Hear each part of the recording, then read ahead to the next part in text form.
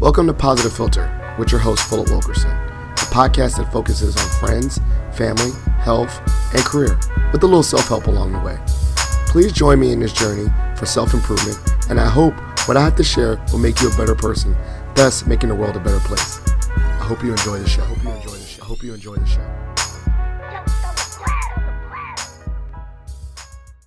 Well, once again, I think it's like the second time I need to get the AV cord because my batteries went out. Shout out to the episode I did right before this with Dwayne Bailey. Appreciate your patience. So you asked me a question. What was your question about crazy thing on a resume? The most interesting thing you've seen on a student resume. No, so I'm going to do a cop-out, and I'm going to say this. Once again, just like you said, how we use magazines and stuff, I've found things, trainings, LinkedIn certificates, classes on student resumes that have helped me in my own professional development. Wow. Meaning, like, when I'm looking at a resume and a student lists, like, I'm good at Pro Tools, right? I'm like, dang, this student's, like, I'm doing a podcast, right? Yeah. This is a side hustle. Right. But I looked at a lot of comm students' resumes, and I saw the skills that you needed to get into the world of media, right? I was like, all right, I need to learn how to do, like, Audacity or, like, so I told a lot of professionals, if you're working in higher ed as an employer engagement consultant, right? Or not higher, if you're working in any role where you have to be industry specific and know the industry, read a bunch of students' resumes from that industry, but read the top ones. Right. Meaning, like, I read, like you said, oh, this is the SG president. This dude already had internships. How did he get one? So I can learn what he had on his resume. And then I used it. And so, like, I guess one of the examples is, like, I'm getting a PhD in communication. Right. My educational background is not in comm. Like, I got an undergrad in history, I got a master's in counseling, and lo and behold, shout out to Mason, they let me in the comm program. That's because, one, I built relationships with the comm professors, but also during my time, I was honestly, like, when I was seeing students as an industry advisor, I was working with comm students so much. And I was reading what they needed, what it takes, like reading master level students. I didn't get a master's in comm, but I read their resumes, say, okay, strategic comm, what does that mean? Research this. And then I started learning the lingo, and then practically learning the tools that they needed to be good at, like, as I said, video editing skills, cameras that they use. This is shout out to students. When I start building rapport with mentoring students, I'll just start texting them and say, yo, how do I do this? like they're quicker. They were like, yo, I just do it on my phone. For real, show me how to do it real quick. Like, shout out to Cody. You know Cody? Which Cody? Cody Singa. Yeah.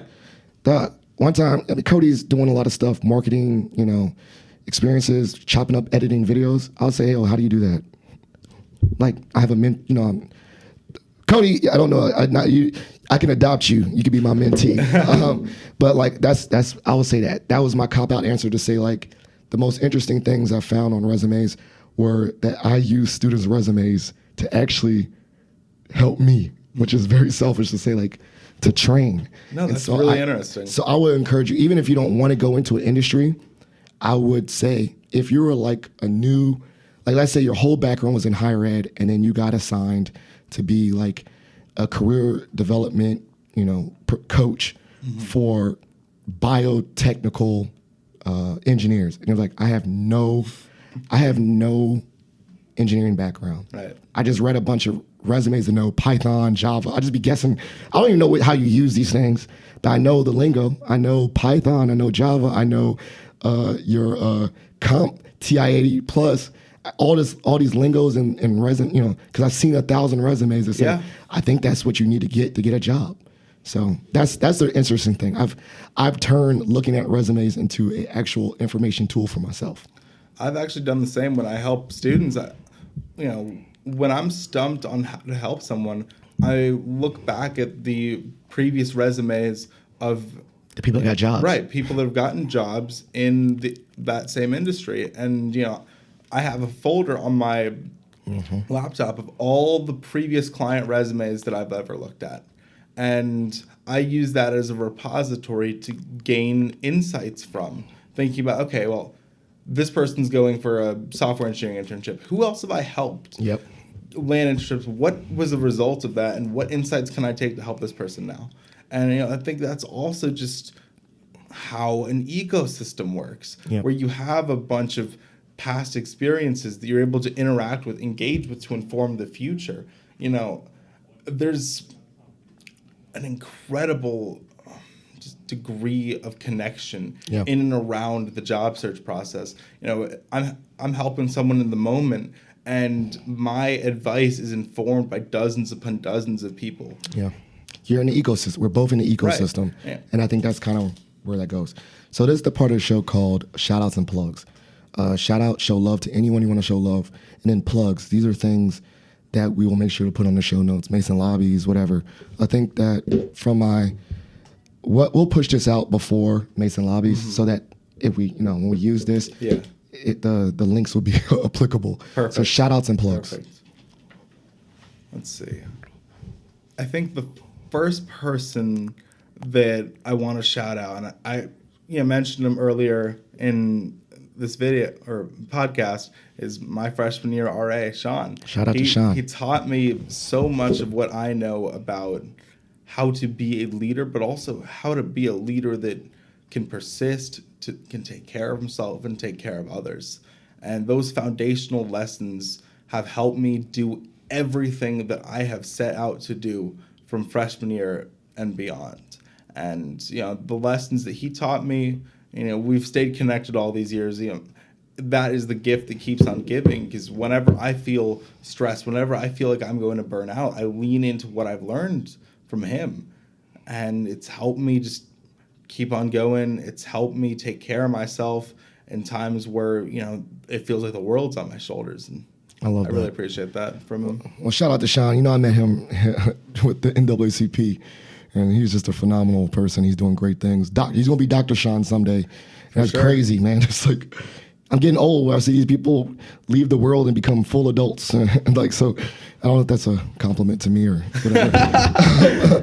So, Positive Philter listeners, it's been a great episode. Thank you for listening. As you know, every episode is dedicated to the memory of my late father-in-law, Jeff Kirsch, and all the work he did combating food insecurity with the Jeff Kirsch Anti-Hunger Fund. Very important. And then additionally, if you're a part of the Mason Nation, please consider submitting a Pats for Patriots. This is a program I'm really passionate about, sharing kindness across the university. So I put the link in every show note so that you can consider submitting a Pats for Patriots. I want to say thank you so much for listening to this episode, and have a great day. So apologize for the disruption. We had some technical difficulties, but we will return shortly. In the interim, if you are a member of the Mason Nation, please consider submitting a Pats for Patriots to show love to a fellow George Mason faculty, staff, student, or alum. We are now returning to the second half of this episode of Positive Philter. Hello, Positive Philter listeners. It's Philip Wilkerson back with another episode of Positive Philter. I'm joined by a special guest. Everyone is a special guest to me. I'm joined by Zayd Hamid, who is an amazing student leader here at George Mason University. I've connected with this young man about 3 years ago, and I just kept on seeing him all over the place, and he kept on seeing me all over the place, and he's just been doing great work, not only in his own academics, but also in his service to others in student government and all those different things. And so he's got another venture, man. He's doing all kinds of stuff, journalism, all kinds of stuff. So we thought we'd have a conversation. I'm gonna put him on a little bit of he's a journalist now. But before we get started, give a little introduction of who you are. Sure thing. Hi everyone, my name is Zayd Hamid. I was the commencement speaker for this past spring, and I've been at Mason since 2021, returning here for my second degree now in public policy with the Shar School. Throughout my time as an undergrad, I was in student government. I helped plan our annual lobby event for the past couple years now, and I've just tried to make myself, known around campus and been able to make an impact through just the relationships I've made and the opportunities that I've been able to take advantage of throughout my time here. I love that. And so one thing, I know that you're really interested in career development. I mean, I think I would go on to say that's kind of passion. And when I say passion, I mean like a very interest of yours, like thinking about how you help other students, put them on, help them get ready for careers.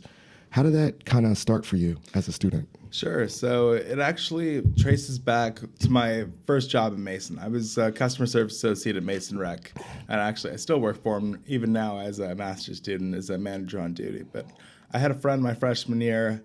She was a senior. I was a freshman, right? So she was just on her way out, getting ready to figure out, post-grad life, what work looks like, et cetera. And that was when I got to really understand from an interpersonal perspective that career anxiety exists for postgrads. Not everyone has a special referral lineup. Not everyone's had a bunch of fancy internships during their time as an undergrad they can get a return offer for, et cetera. And so just, my experiences with her and helping her through career development, it gave me a passion to be able to do that for others. Because I don't want people that I care about to face anxiety and stress when it comes to the job search. I took it upon myself to learn some skills and hopefully make a difference, helping people put their best foot forward with their resumes. So, I'm surrounded by so many talented people, brilliant people, and I know that if they can make it to the interview, they'll have the job. But, some people don't know about things like an applicant tracking system for resumes. They may not know how to write a resume that a recruiter wants to read, et cetera, et cetera. There's so many structural limitations there that hold people back as an accessibility barrier to jobs that they are qualified for. I know they're qualified for them. So, maybe do a plug. Did you get like help for yourself from career services? Or you just like, and let's be honest, did you just say, I'm gonna start doing it on my own, both and, how did you start to feel comfortable passing off information to that young lady that you worked with or you helped? I reached out into my network. I texted you on LinkedIn, and the first conversation that we had was me asking you for the PowerPoint that you use for LinkedIn's and resumes. Oh, I do remember that. Yeah. Okay. Oh, okay. And, I reached out to other people in my network, either people I know that have previously employed people, like, my old boss, I think it was City Hall there. I reached out to also professionals that I've been getting to know, that I've connected with on LinkedIn or otherwise. And I was like, here's some resumes that I've made for myself. What's your advice? What's your feedback? And I just compiled the wisdom of the various professionals in my circle. I took in that wisdom, and I became familiar enough with that wisdom to be able to add my own value to that and then put it back out in the world as a peer-to-peer communication with others. Yeah, it's funny. I remember getting that email or that LinkedIn message, and the first thought I thought was, okay, and I just sent it to you. Yeah. And I don't think I even hesitated or said, what's your intentions for it or anything. And I think, what I'm thinking is that I would assume maybe some other professionals would be like, oh, did you actually come to my presentation for you to get it or something like that? But at my end of the day, I was thinking like, all right, well, if he's going to share it with someone else, at least maybe my only plug was like, tell that person if they needed more help, come holler at me too, right? Like, still you become my ambassador. And so I think this is a good tail end, because I know this is just more of a conversation rather than an interview, was like the shift in career development for students in higher ed. I shared with you an article, and we talked about how the paradigm of career development at universities are changing. One said that it used to be like career counselor, find yourself, and assessments would still have their value. And then, that team of two couldn't realize they can serve a university. So they're like, we need to have a full center, and we need to do beyond just career counseling. We need to have employer relations in the mix, right? Like directly connecting with employers. And so I think that's been the model most known across the nation, is the career center model. But this article shared that we're getting to a place where it's going to be a new era, where it's called a career ecosystem, meaning we need more stakeholders. We need people outside of our center to spread the word of career development, because there's no way at scale we can reach everyone. So thinking about that, how do you think students, and they did say the stakeholders, students were in that mix. You're in your ecosystem. Clearly, you're in this ecosystem. So what when you read that really quickly, what was some thoughts as a student that came to your head? When I think about an ecosystem, I think about the relationships between different actors in that ecosystem. And that naturally leads me to the relationship that students have with faculty in a career perspective. As a Mason student, I've been so fortunate to have faculty that are renowned experts in their field give me career advice, and some of them have even given me internships and opportunities. My first ever internship relevant to my field was with a Mason professor, Dr. Eric Sharayev. He's one of the leaders of the Character Assassination Reputation Politics Research Lab. I interned with him for a fair bit. I also got an internship when one of my professors, Atif Karni, ran for Congress. I'm a government I'm a government student. I'm with Shar, right? So when your professor runs for Congress, you call that a once in a lifetime opportunity, and you bring your resume to class. And even outside of those two experiences where I've directly gotten an internship from a professor, I have countless examples of professors supporting my career. And I was on LinkedIn the other day, and I gave a shout out to a couple professors that use LinkedIn very well to boost their students. David Rare, David Ramadan, and Philip Mink in the Shar School are wonderful, wonderful examples of faculty using their networks, Tapping into their network and platform, right? Tapping into their network to boost students. They take selfies with the class. They talk about what they've learned, and they actively promote their students in a way that reaches their network. Right, reach. No, and I'm just curious. You know Serge? Was he in that job? Yeah. Okay, yeah, because Serge is in the communication. I had him as a professor. Shout out to you, Serge. But I was thinking like, okay then, and so we already had a program called a Career Influencer Network. And with that being said, is because we knew that professors were the front line to a lot of our students. And so we want to inform them. And now thinking like scaling up, maybe we need to do that for students because once again, students may be the first line of, not say defense, but first engagement, right? Yeah. Like you said, like a student would come to you and say, like, how did you get an internship? And then you tell them how to do it, right? Like, do you see that more growing, like, why? It's like a two-part question. Yeah. Like, do you think students are like intimidated to come to a building and come to career services, and then they're like, okay, I'm gonna just ask my man, right here in my class, because I knew he got an internship. Can you look at my resume? Do you think what is going on there? Why do you think that? I think that students are increasingly likely to come to each other because we're the ones navigating the job market together, right? Like we can speak to that peer-to-peer experience of, oh my God, the deadline for summer internships is coming up. Where do I go? Or, oh, this person got an internship on Capitol Hill. Yeah, I saw you did it on your LinkedIn. Yeah. So I think it's that level of familiarity and also the shared experiences of navigating this job market, navigating just being an adult in 2025. That's a tough experience. And I think, a lot of students will feel more comfortable going to career service professionals, faculty, et cetera, after they've had a peer look over their resume for an initial impression, right? I think developing those relationships and making sure that there's a streamlined process from when a student goes to their peer to when they're comfortable going to an experienced professional afterwards in career services or in the faculty, et cetera. And then from there, continuing up that chain, whatever that looks like. I think it starts with that peer-to-peer connection because that's how people get familiar with getting feedback, with also being referred to other places. An ecosystem requires active partnerships that trust each other. Now, I do have a question. One thing that's crucial and critical in the career space is how to network. Yeah. And so, even peer-to-peer, do you find yourself having to coach? There is the social anxiety. There's the anxiety about the actual world of work, but there's also a thing called social anxiety, right? Yeah, like thinking about like, I don't know how to talk to a potential employer, right? Like, how do you help students peer to peer have discussions of like, hey man, like you're not always just gonna get a job right away. You need to go to a networking event, just a basketball game, and talk to a guy, and ask career questions and all that stuff. How do you talk about those kind of conversations with peers? The piece of advice that I give the most for when students are interested in going to a networking event or an industry conference, et cetera, is to wear a professional accessory that has their college brand on it.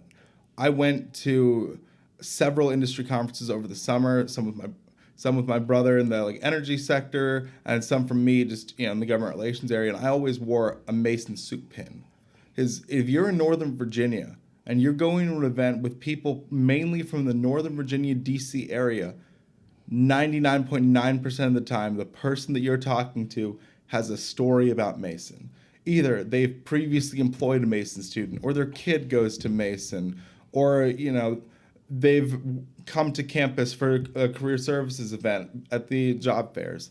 They've got a story. And if you're still working on your professional brand and you feel like you need a little bit of a leg up, lean on your college's reputation. That will be an icebreaker for you. Okay. I've just sat down for lunch and a guy comes up to me and he's like, hey, I'd been meaning to come to campus to talk to some students at Insert Club here, right?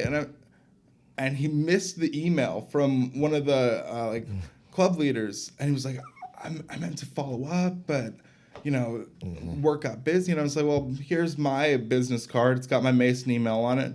Reach out to me and we can make something happen. Your college is a walking icebreaker for you, and it's up to you to show that affiliation because it'll open some doors for you. Now, I don't know if you're introvert or extrovert. Maybe if you're an introvert, you're the one like my dad said ambient where you can turn it on. But what about the person, like you had the branding, you were cool with people coming to you. Yeah. You're okay to talk on the fly. What about I don't know what to say. What do you I mean, you shared a little bit about just listen and ask questions, but what are some things you would tell them, like, just be ready to talk about this for a person, a young professional going to an event in a space where, you go to events where I think you're sometimes going to the chamber events and things like that. You may be the only student. That could be intimidating. What would you tell a student like that beyond the pen to just get their confidence and talk to people in that space? I think the most important thing for people that are nervous about talking about themselves to try when it comes to these events is leaning into some of the courses they've taken or plan to take. I was at a webinar the other day for the National Institute for Lobbying Ethics. They covered the federal budget process. And I was able to put in the Q&A section, hey, I'm taking a class in the federal budget process next semester, and I'll be learning, insert topics here, but you industry professionals on the call, what's an industry insight that would help me contextualize my learning? And I think you'll find the majority of the time when you're talking to professionals, they love talking about their industry insights. They love telling you cool stories at work. Yeah. You just have to give them that opening and show that you're engaged, that, if they take the time to tell you of an interesting tidbit, that you've got that active listening mode on, and that, you can follow up on that. I've had experiences where I've received an insight from someone, I ended up getting their business card from them, and I followed up months later saying, hey, I remember when you told me insert topic here. And it came to my mind when I was at this event just now, and I was able to leverage that in a conversation or yada yada, or I raised my hand in class. That's it. And I was able to share with my class, hey, Bill here told me this industry insight, and I thought it was really helpful for understanding the textbook reading that we just had.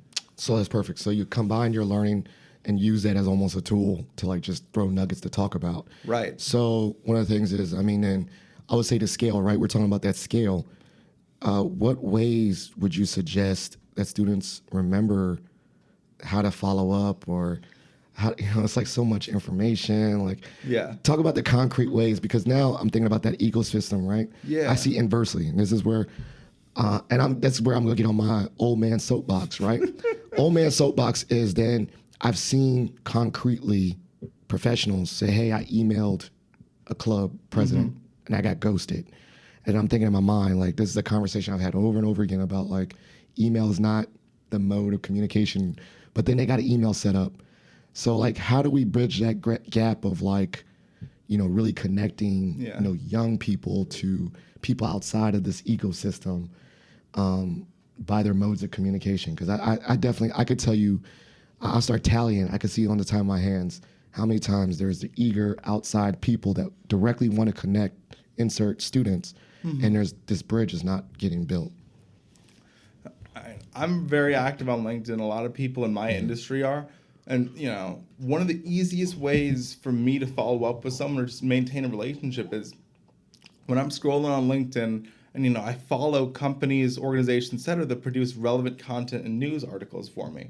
If I see an article, say, about university board governance, I'll read that article, and I know people that do board governance work professionally, like Armand Alakbay on GMU's board of visitors. He's with the American Council for Trustees and Alumni. So if I'm reading an article on board governance and I think about, wanting to explore that topic more, I'll text him that article. Or, same thing for if I read an article on the Russia-Ukraine war. And, I can send that to him and say, hey, I'd love to hear your thoughts on this. Yeah. I think that's a really easy icebreaker because it shows that you want to engage with someone on, that professional topic. But also, and I'll pull up this example here from my LinkedIn, months ago. I was talking with the vice president of government relations for Restaurant Brands International. And, oh my God, where is it?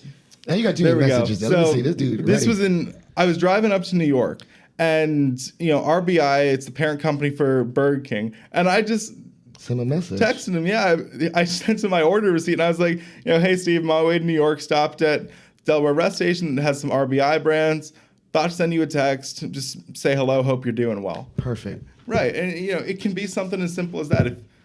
It doesn't always have to be you're sending them some resume, government report or resume. Yeah. You can say, this made me think about you. I hope you're doing well. Perfect. And I was about to say, you're my man because I think about, and I say that in a sense, like I think we got like the same brain. We already talked about it. We can go on a separate topic about how we map things out. But I do that too. Like I actively, every time I'm like, see something, say something. So if I read something, I send it to someone. Or if I see someone on Instagram, I forward it, right? And we do that all the time on Instagram when we send things on stories. Mm-hmm. But we could think about that. Let's take that same, we doom scroll on Instagram and send stories, right? Yes, we do. There's a funny joke. I know my friend will like this. Yeah. But like, think that same mindset and say, this is an insert thing. When I read, who else would like to know this? And I do that all the time. Like, I'm a big proponent. I'm also like old, turning 40. And I say that in the sense like, I love still holding paper magazines. Mm-hmm. But when I read it, if I know someone in the article, I shout them out or I say, I saw you. Like, shout out to you. So for instance, this is a pro tip for the students. Get that Mason Spirit magazine. Mason Spirit. Read it or skim it. Mm-hmm. And if you see anything in that article that's relevant, look up the person they're talking about and send them a LinkedIn message saying, hey, my name is so-and-so. Congratulations on your award. Congratulations on your research. Mm-hmm. Congratulations on that. And like it shows that you read, and then it's like that as an icebreaker. So I think I would say this as a thing. All articles, all information is like almost an icebreaker. Yeah. I don't know, maybe I call that articles as icebreakers. That might be the name of the article. But like think of that, like when you read something and this helps you connect to that reading, right? I ain't gonna lie, reading sometimes is boring. You're reading stuff in class, right? Like, let's say you're reading about physics and quantum physics and you're not really interested, but what would make it interesting is I like people. Do I know anyone that's connected to this topic? Mm-hmm. That gives me like, oh yeah, like I read about this theory. I have no clue what he's talking about, but I know my man does. Like that's his specialty. Let me hit him up and say, yo, I read this. Like, what do you think? And you realize, I think like you said, if you go at it with the sense of asking them questions, you don't even have to talk that much. You could just say, I read this, I didn't understand it. And they'll just go ad nauseam, right? Yep, they will. You'll say, shout out to you for that award. How did you get to where you were? Yeah. They'll tell you their life story. And so I think one of the things I'm thinking about now is if for those that are out there, young people that are nervous about having career conversations, inversely and say, just ask questions. Like ask and listen, and it'll alleviate the anxiety because people love to talk about themselves. Mm-hmm. So you don't have to talk that much. You don't have to even share that much about yourself. You can be ready to, but if you just keep on asking other people questions, it drives the conversation. It does. Does that make sense? Right. And on the subject of connections, reaching out to people in magazines, especially Mason related, I think that brings up a larger topic about alumni connections. Yeah, they're in the ecosystem too. Right. When I was the commencement speaker, I purposefully shouted out a bunch of different alumni that have impacted my life as a Mason student. I mentioned, my RA freshman year, Sean. I mentioned my professor, Atif. I mentioned, Jeremy McPike. He's a Mason alum in the state senate. Bill McCabe, with the National Institute for Lobbying and Ethics. All these alumni that have impacted my development. And when you're looking for career connections, Yep.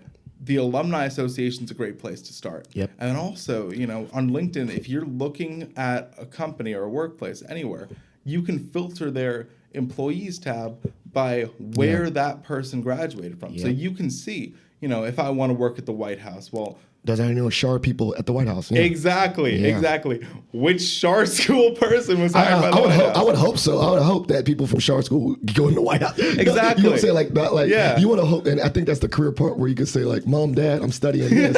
they got a job, like, they're like, dang, everyone that you got from Shar school is at Safeway. They don't change your major, but it's not just Shar in government. If you're a Costello College of Business student, who do you know at Booz Allen Hamilton? Or the White House. Right. You'll see, and I think I love that alumni tab because it'll also say, like, as you navigate, let's say there's students like your friends that are, I'm a biology major, but I love to be in the White House. And they're like, dang, man, but I don't want to study in the Shar school. I'm just saying like that. I like my biology classes. They can use that alumni tab and see that even someone with biology goes to a wide range. Like, your major doesn't always equal your career. Right. And so that could be a reinforcement for that too, for those students that are like, dang, man, like, I'm already overloaded. I can't do a double major, but maybe I can talk to that fellow biology person that's doing stuff in the White House and find out, well, while they were in classes, they joined a club or they did independent research. And so you can say, okay, they did it with my same major. I can do it too. Exactly. There's a lot of jobs out there that are open to people all across different types of majors. Yeah. Like, I was looking at a posting from the American Chemical Society the other day, their government affairs interns, and in the section there where they're talking about what type of students are encouraged to apply, they didn't put a preference between either government background students or like chemistry or science background students, because if you're a science student, you take the internship to learn the government affairs side. But if you're a government affairs type of student, you take that internship to develop your understanding of science policy. Expose you. There's a lot of cross-listed ways that you could get relevant career experience. And also, when you're looking at these postings, you have to think, who do I know? Who does Mason know as well? Like, for the American Chemical Society, our state government relations director, Lauren Posey, Masons, used to work at ACS. Yeah, boom, boom. Right. And I found out about that posting because she reposted it or engaged with it on her LinkedIn. On her story. And so, I sent her an email and I was like, hey, Lauren, I saw this posting from ACS because of your engagement. I really appreciate that. And she was like, thank you. Yeah. She was like, that's simple. awesome. I used to work there. And I was like, I know. Yeah, and really all you did was just reaffirm that person. That person's probably going to share most again. Right. And I think about this ecosystem is that I'm a fellow alum, and I've heard so many times, I want to give back to the university in some form or fashion, but I ain't got no bread. I got no job for y'all. But you have to understand the old age, time, talent, and treasure, right? Maybe I don't have the treasure, but I have the time and I have the talent to give back to Mason. Right. And so in that ecosystem, maybe there's a young alum that's like, I can't, I'm still in my first job living in my apartment, but they can come and mentor somebody. Exactly. And all that takes is their time and their talent. And so I think as we tap into this ecosystem, we're going to see a lot more alumni student mixers, right? Low stakes connections where people are coming as alum, not to hire these students, but just relate and build connections. And for the student side, like, they don't feel like they have to be ready to have their resume on tap. They could just talk to somebody. But this ecosystem is just going to get wider and wider.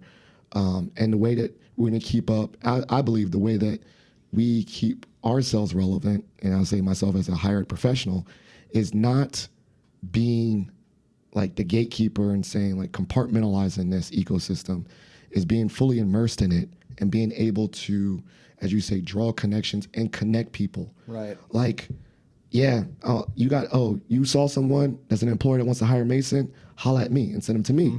Vice versa. I saw an employer that wants to hire Mason students. Come on, please share this with your students. Like, Yes. I got to lean on you because I can't get it out there. I can't get it out there on myself. Right.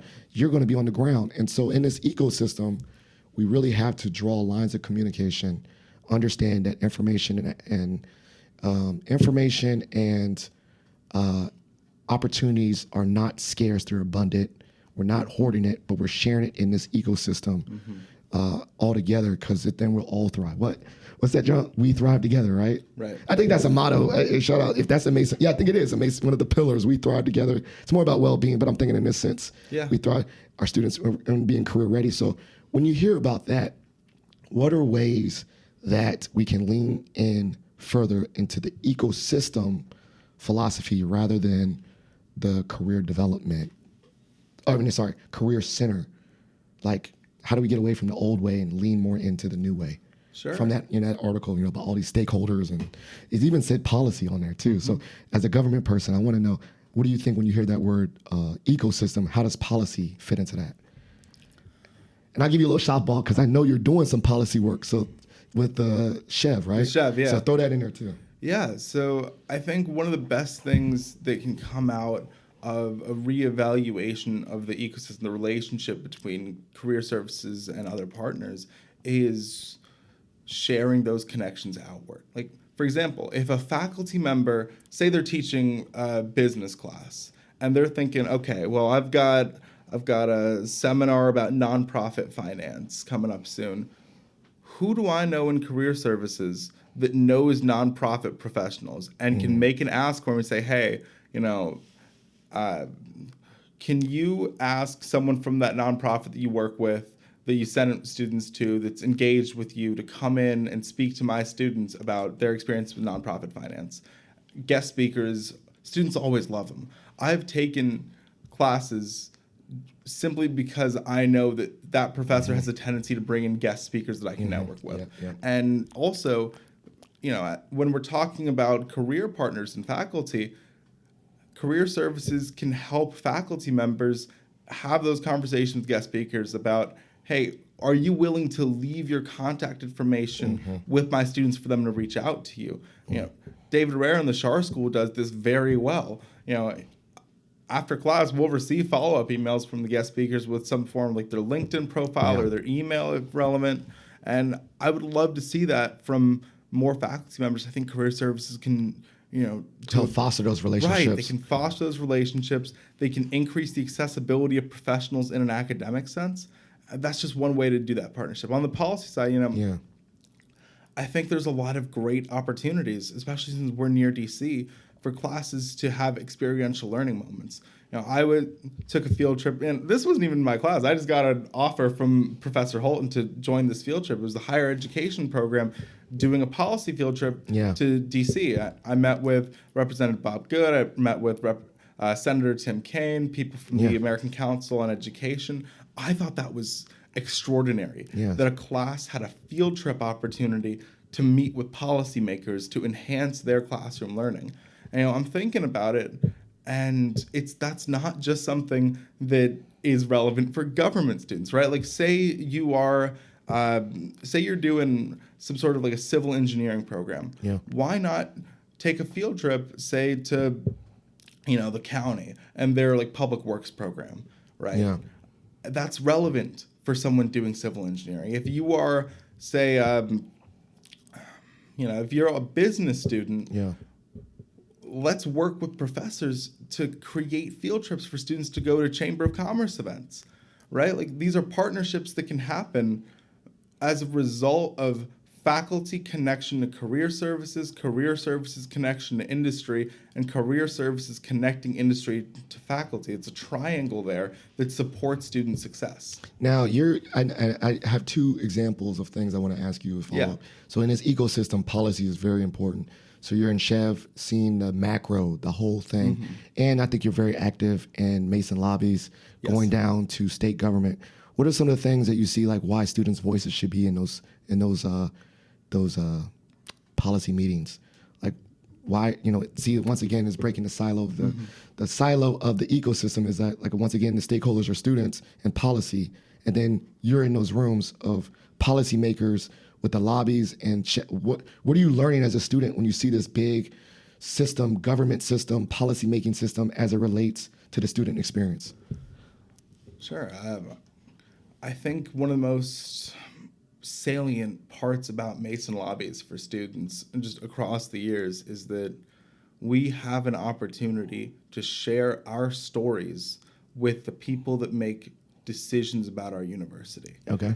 And we are able to talk to these legislators about our lived experiences, staying up till 12 a.m. at Fenwick, procrastinating on homework but still getting it done, balancing multiple jobs while affording our education, and the unique opportunities that Mason's provided every single one of us to support our education and our professional development. These are stories that legislators need to hear because it informs the way that they do policy. It informs the way that they appropriate funds for higher education. It informs the whole policy ecosystem down in the General Assembly. And that is how we have a participatory government rather than just a representative. And I think it's really important to encourage student advocacy because that's also a career skill, knowing how to advocate for your interests in a professional setting. This is what Mason Lobbies teaches people. And it teaches them about government relations, teaches them about policy, teaches them about communication, time management, etc. But it teaches you most of all about advocacy in a professional sense. So, I mean, I'm very, first of all, I know about I've heard the term lobbying, but I don't know what you do. So, I mean, honest, like, sometimes I'm learning a lot. So, Mason Lobbies, the students go down to Richmond, and all I know, they got the nice scarf. Yeah. And what's the day like? You walk around and just go in their room? Like, do you have like a pitch guide or something? Like, what do you do? Like, sure. What does that look like? Students are connected with legislators. We have group leaders. We often try to pair students with the member that actually represents them, them in their hometown if they're a constituent, okay. right? Yeah. Or just based on like shared interests. And I helped build some of the groups last year. So, for example, I sent students that were, that have studied or worked at the Prince William campus and the labs and the like to legislators in that area. Okay. You're trying to make those meaningful connections where when the student talks about their story, it's something that legislator can connect with. So almost like I'm saying like speed networking dating. So you get you get a list of students. Yeah. And then you have like, let's say 50 students, and then you look at like who they are, and then you assign time slots when they can talk to legislators, right? When they're talking to legislators, do they have to like bring a pitch guide, or do they just talk and that's it? So like, we have an ask sheet. Yeah. Every time we go down to the General Assembly, we have specific things that we're lobbying for, specific bills. Okay. And so the students, they receive training from us on how to make the pitch, what we're advocating for. Generally, it's reducing the funding disparity between Mason and other universities. Yeah. And they're prepared to have the conversation because, number one, they're down there for that reason. That this directly they're prepared. It's like it's almost. Is it like? I mean, I say like Toastmasters. Do they get like a limited amount of time, or? Well, legislative meetings are generally 15 minutes. So you got to be ready in 15 minutes. Yep. However, there are some legislators that are like, you know what? I'm really enjoying this conversation, and they'll like gesture to their legislative aide to be like, we can have a couple more minutes. Okay. Yeah, because sometimes you really just engage someone in that conversation. They want to hear more. I love it when legislators say, we have a couple more minutes. How about inversely from your experience before you were helping the point guarding part? Yeah. Did you do it as one of the people going in the room? My first year was actually entirely virtual. I was so 2021. So how was that experience? So they just put you in a Zoom room? It was a giant Zoom room. Okay. I definitely prefer the in-person. I think it works a lot better in person. Yeah. It was just really hard to coordinate for 2021. Sure. We could have done breakout rooms if we had more people. Oh, it was like one Zoom. It wasn't breakout rooms. One big Zoom call. Oh, okay. Yeah. Were you nervous? No. Not really, because it was a big Zoom room. Did you get a chance to talk to someone individually or make a relationship out of that? Honestly, not really. But so the in-person is really key for that.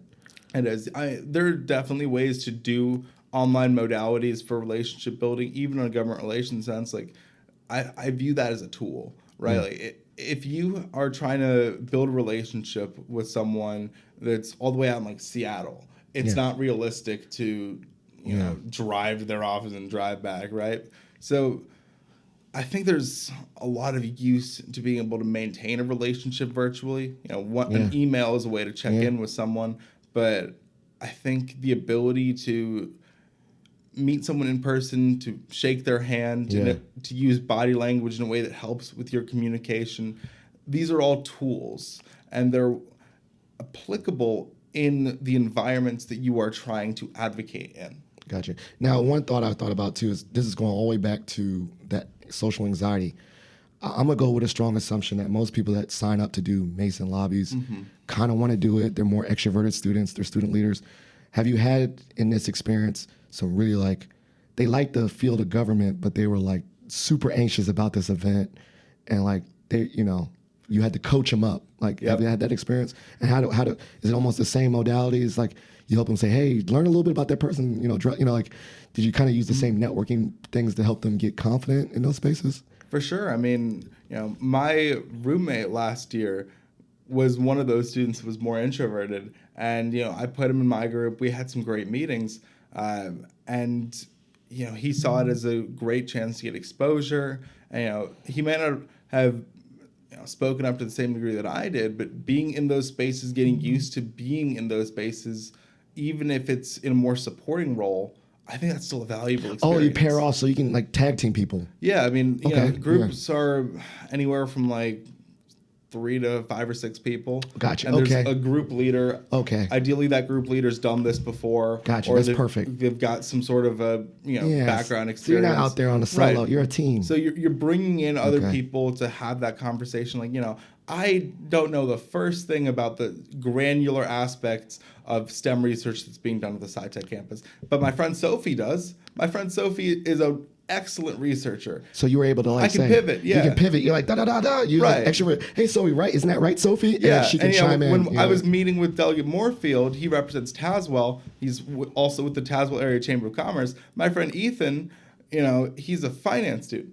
He's able to have that pivot there of, you know, can you speak to your finance experiences in a way that kind of resonates the with lingo, Moorfield. Right, exactly. Speaking the same language. So maybe from what I'm hearing is that it's probably the responsibility of the group leader to kind of be the point guard and really help the whole group and facilitate a conversation in those spaces. For sure. Sounds kind of fun. I'd like to be a group leader. It is really fun. Not now, but I'm just saying in life. I know I'm extroverted. I'd be like, hey, it's fellow Wilkerson, unofficial mayor of Mason. And then I'm like, that's my man right there. Like, tell him, right?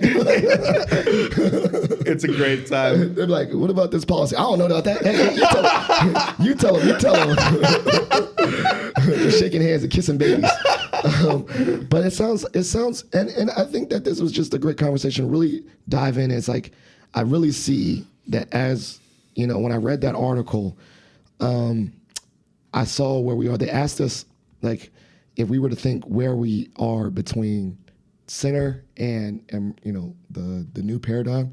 I was like optimistic. I was like, I feel like we're going there. Like we're already kind of doing this stuff. We're on track. I was like, we're already engaging alum. I think we're making strides to be more of an ecosystem day by day, and I think that, you know, I can see it. Like it's almost like seeing like patterns, right? Like seeing like we already have these relationships. We already, you know, I like it the world. Like I think I'll always see the world as like a, you know, like the spider web, right? Where I see this, I see a lot of bubbles in my head. Like this goes to this person connects to that.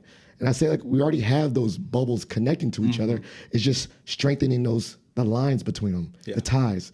And so I think we're already there. So we come to a great part of the show. It's called Shot for Shot. You get to ask me any random question. I get to ask you any one question. You want to go first? I'll go first. Go ahead.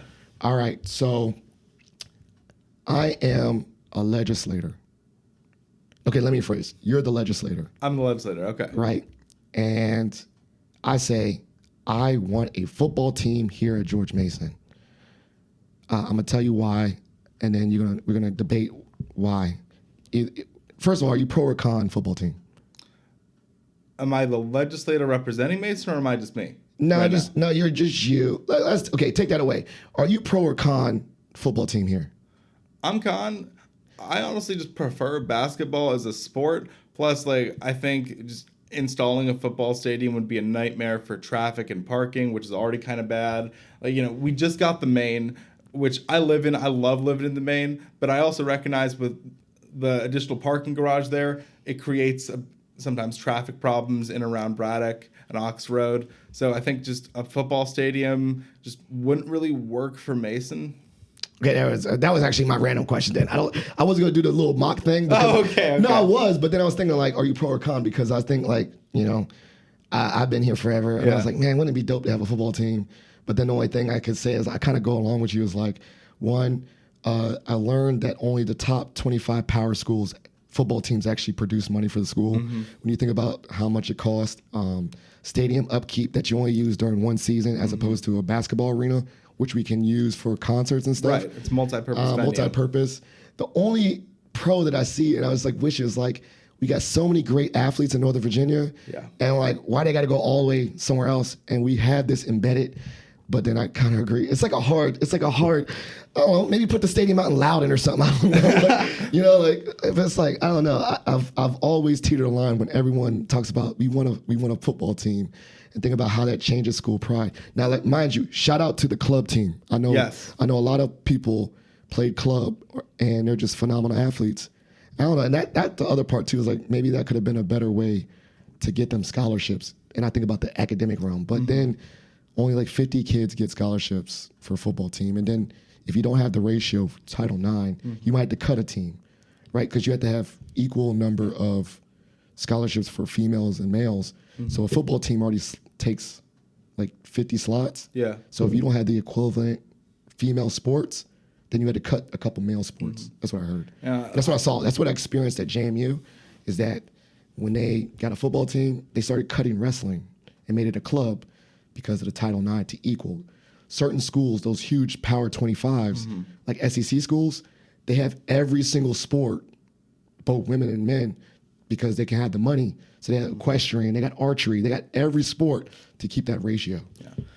I also think it's, us not having a football team and instead investing more equitably among other sports that we have, leading with basketball. I think that's also one of the things that makes Mason unique and makes our school culture unique. I love going to the basketball games. I go to the men's games. I go to the women's games. I always have a great time there. And I think it's just a huge value added for us to have a great Eagle Bank Arena that's also a multi-purpose venue. It shows that we are an adaptable school. It shows that we don't have a fixed mindset. It shows that we are multi-purpose in the way that we use our space, land, and time. And I think that adaptability and flexibility is more representative of the type of culture that Mason has. Yeah, it's the type of university we are. We're scrappy. And also, I was going to say, too, I think just stoically and logically is that space, we are embedded in a suburban area. Yeah. We're not in a Harrisonburg in the where you said the flow of traffic is greatly affected. So like if we put, I was just picturing it, if we put a stadium near West Campus? Yeah, West Campus, Braddock Road would be horrible. It'd be like absolutely horrible. I'm already on Pope's Head Road, which is, fun fact, Pope's Head Road that they're doing this $25 million project. VDOT said it was the worst intersection in the state of Virginia. Yeah. But no, like not like anecdotally, they have the little data that supported it was the longest light, it was the worst, thus reaffirm that they're going to do this $25 million to make make an overpass and all this stuff, right? Right. I was like, but if you had a stadium, it don't matter what overpass you put there. Right. We're just so densely populated here. You would have to implement like congestion pricing for the the streets. Pricing. What's that? The thing they got in New York now. Okay, explain it. Sure. So there's like a specific zone, right, where if you want to enter that zone with a car, you have to pay a fee. Oh, no. Thanks. And they implemented that, and now instead of all of the streets in that formerly congested area being dense, it's barren right now because people are choosing to switch to public transportation or they're choosing alternative places to go. And do they have like the easy pass? Like, how do they know you entered the zone? Like, because like maybe you have to have like a special license because you're getting it fined. I could see just people finessing. Yeah, I'm not sure on the specifics I was there, learning but that. That's interesting. I mean, it makes sense. Yeah, and it's crazy. All right, your question for me. All right, let's see. What is the most interesting thing you've ever seen on a student's resume? Oh man, well, I don't know. I mean, I've seen like bad interesting, which is like, you know. Like, you pick what interesting, like whether that's like a really unique career experience or just a how did that get there type of. Well, that's a good question. Thank you for listening to Positive Philter, a podcast that focuses on family, friends, career, with a little self-help along the way. If you enjoyed this podcast, please share it with your family and friends, and like the Facebook page, Spreading Positivity of Movement. Thanks for listening.